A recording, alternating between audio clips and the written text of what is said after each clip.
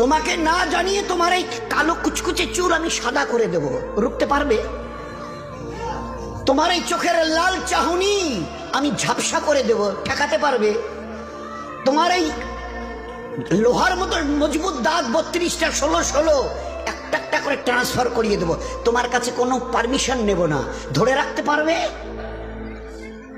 এইভাবে আস্তিন গোটানো মাসল ফোলানো ধরে রাখতে পারবে তো? এরকম করবে না তো? এইভাবে এরকম হবে না তো? সামনে এসে একটা পান দিচ্ছে, এই হাত, চাচা এই হাতটা নিলেন, এই হাতটা কলে না রে বাবা দেখ না চিমটি কাটিতে কিচ্ছু নেই। আসমান থেকে আওয়াজ দিচ্ছে, ও হাত তোমার কথা শুনে আমার, এ হাত তোমার কথা শুনে আমার। আমি এর পাওয়ার সিজ করে নিয়েছি। এই দুটো পা যদি হনন হনন করে হেঁটে চলো, খালি একটা পায়ের যদি সামান্য একটু প্যারালাইসিস করে দিই না, তো জীবনভর করে হাঁটতে হবে।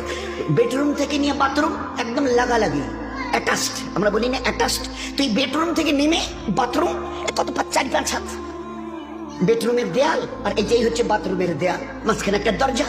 তো এখান থেকে উঠে ওই ঘরের রুমটাতে পারবে? আছে পাওয়ার? কিসের দেমাগ তোমার? কিসের এই অহংকার তোমার?